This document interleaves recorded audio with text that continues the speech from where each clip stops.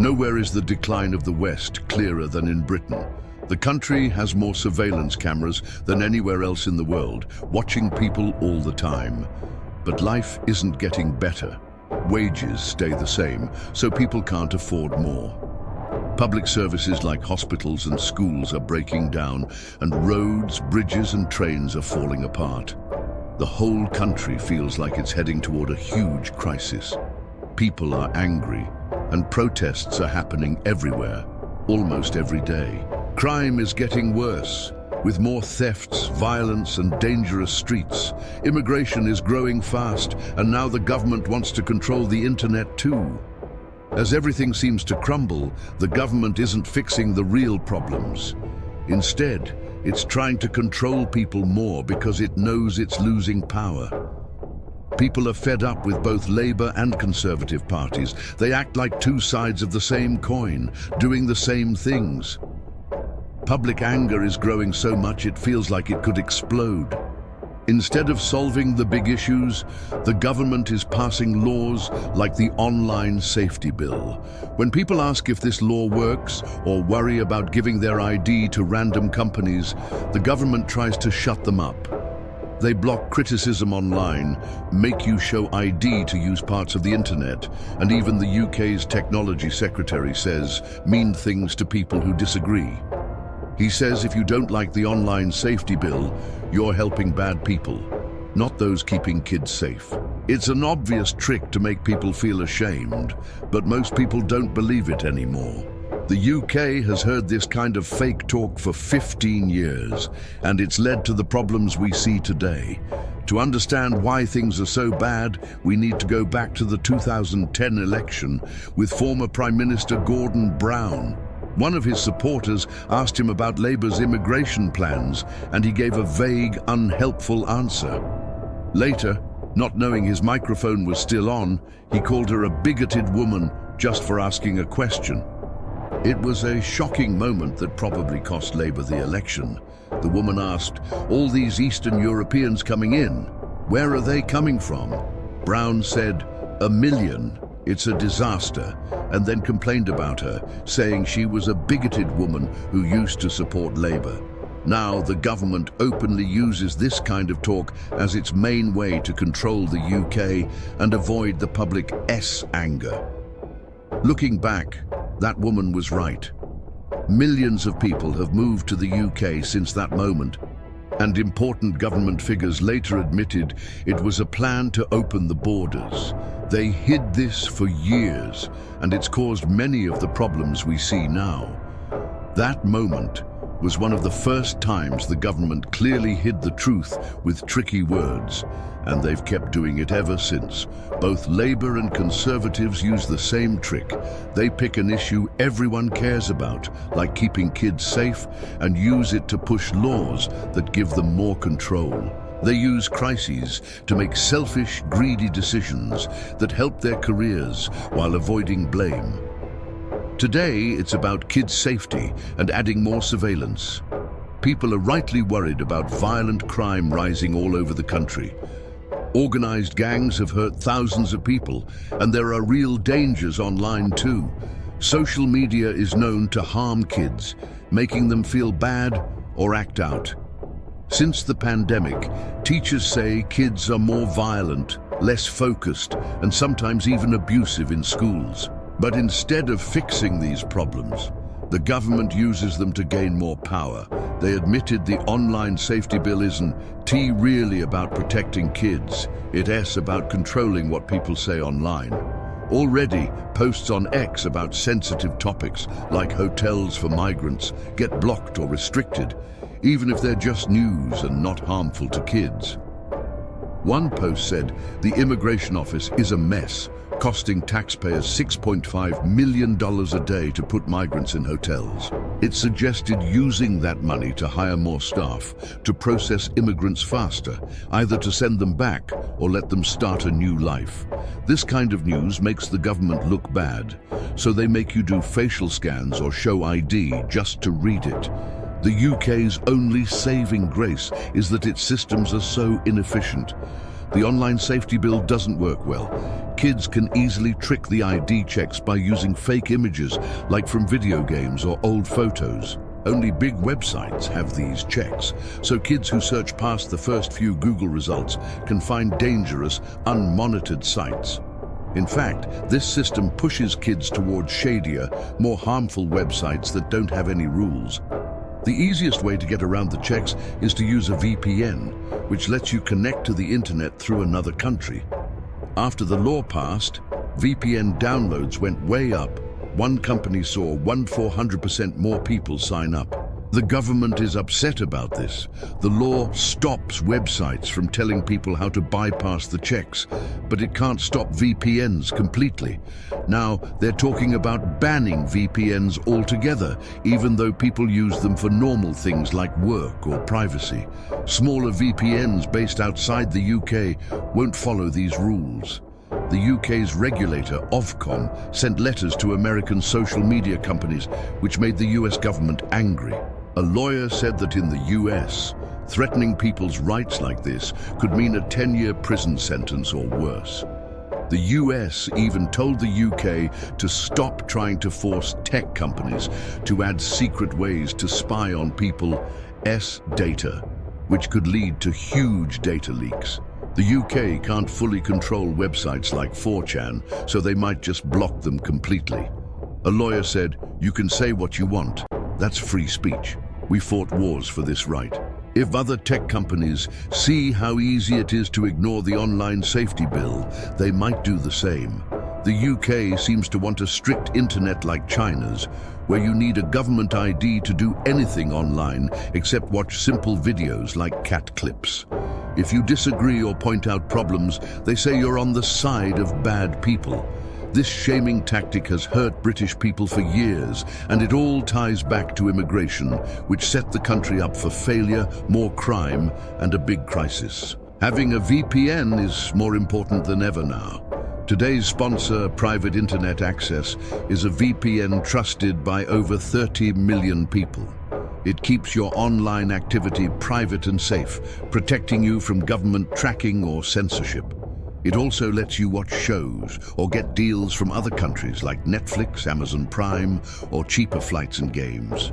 One subscription works for all your devices: phone, laptop, tablet, even your smart TV, so your whole home or workplace is covered. Private Internet Access is open about not keeping logs of your activity, and this has been proven in court. They're rated excellent by over 11,000 users on Trustpilot. My viewers can get an 83% discount, just $2.03 a month, plus 4 free months. It's risk-free with a 30-day money-back guarantee and 24/7 support. Check the link or QR code to sign up and stay safe online. Back in 1997, when Tony Blair became Prime Minister, about 48,000 people moved to the UK each year. His government changed that fast, adding 100,000 more in just 1 year. By 2007, when he left, it was 273,000 a year. Today, it's at a record high, over 900,000 people in the year, and in June 2023. Meanwhile, rich people who create jobs are leaving. One person said, "More millionaires are leaving the UK than anywhere except China." So, the country is losing people who make jobs while gaining more immigrants than a whole city like Liverpool every year. Blair still defends this, saying, "Some people are just against immigrants, but most see the good they bring." He splits people into 2 groups, those who agree with him and those who don't, hinting that critics are prejudiced without saying it directly. This makes people feel they have to agree to avoid seeming bad. But immigration hasn't brought the big benefits he promised, and now almost everyone in the UK agrees it's caused problems. Blair talks about controlling immigration, but there's been no control, not even when he was in charge. The Reform UK party, led by Nigel Farage, is getting more popular because people are angry about these issues, including the online safety bill. Farage promises to get rid of the bill if he wins, which is earning him votes while Labour and Conservatives lose support. Labour's Deputy Prime Minister asked Farage how he'd keep women safe online without the bill.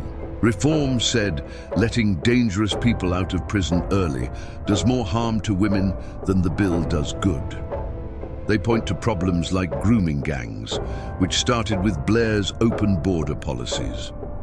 People have been against mass immigration for years, and it's one reason Labour lost popularity, but politicians kept it going. Why?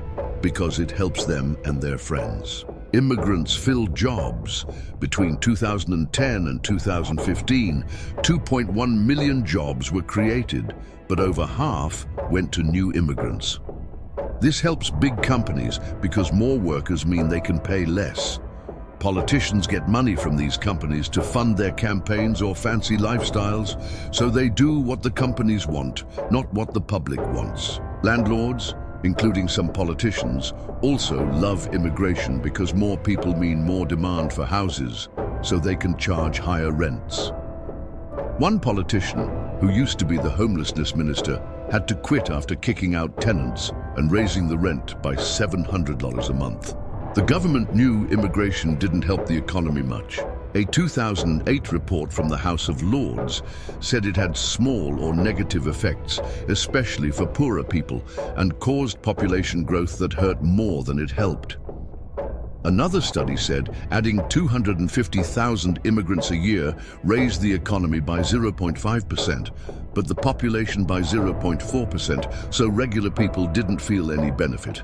Still, politicians pushed it because a bigger economy looks good for their campaigns, even if it doesn't help most people. The real damage is to society. Adding millions of people has strained communities and services. Since 2010, 7 million new people signed up for the NHS, overwhelming hospitals and doctors. The number of doctors has actually dropped since 2017 because the job is stressful, pays poorly, and has too many patients. People wait months for appointments, surgeries get cancelled, and tired doctors make mistakes.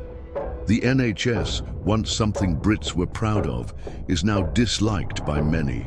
The government spent $3 billion on agency staff last year, who charge crazy amounts, like thousands for one nurse's shift.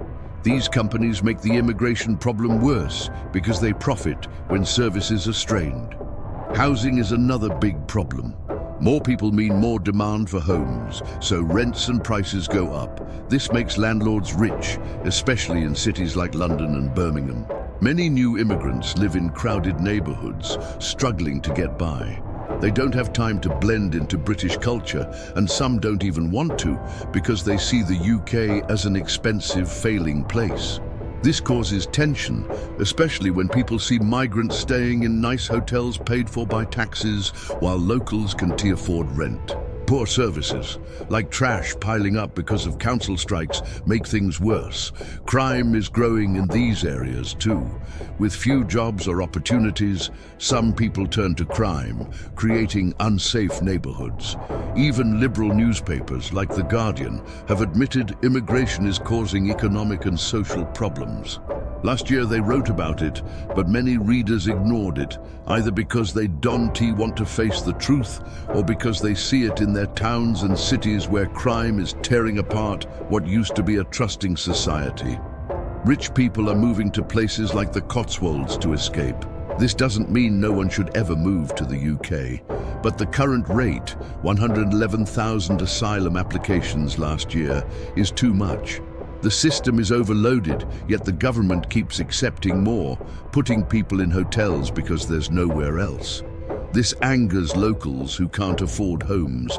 Meanwhile, some migrants work in a hidden economy, like sharing delivery app accounts. You might order food on Uber or Deliveroo and get a different driver than the name shown because someone lent their account to an illegal worker.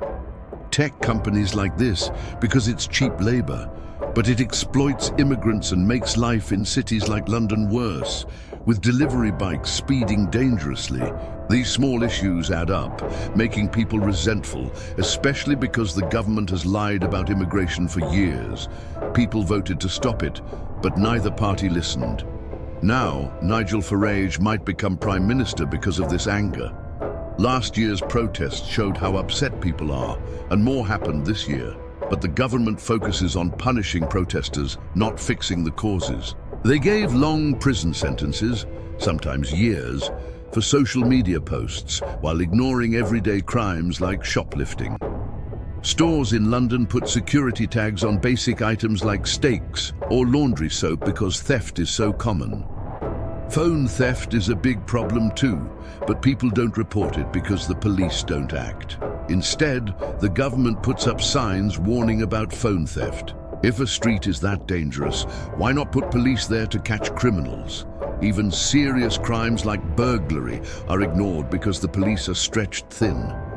London feels unsafe now, with an angry vibe. Events like Notting Hill Carnival, meant to celebrate other cultures, are now known for violence and chaos every year. The government's answer is more control, like digital IDs, which feels like oppression, not safety. They even arrest people for small things, like complaining about flags or praying near clinics. Both parties have used crises to grab more power, but it's not working anymore. The two-party system is falling apart. Conservatives have lost trust, Labour is failing, and reform might win. They could bring proportional representation, ending the two-party lock on politics. Maybe one day a leader will be honest and not use crises for personal gain, but don't count on it soon.